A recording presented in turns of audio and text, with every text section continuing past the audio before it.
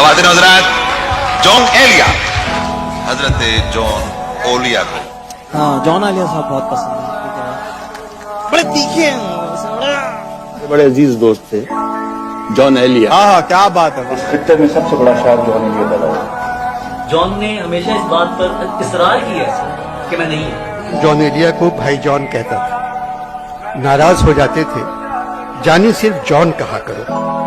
یاری دوستی اور ہم سفری ہو جائے تو پھر بھائی کہاں سے آ گیا. قبلہ جون ایلیا ایک لڑکی کا جو اس وقت موجود ہے اس مجمع میں، جو میرا خواب ہے، جسے میں کبھی نہیں پا سکتا. اور میرا گھر، میری بیوی، میرے بچے سب مر گئے. میں تباہ ہو کر آیا ہوں.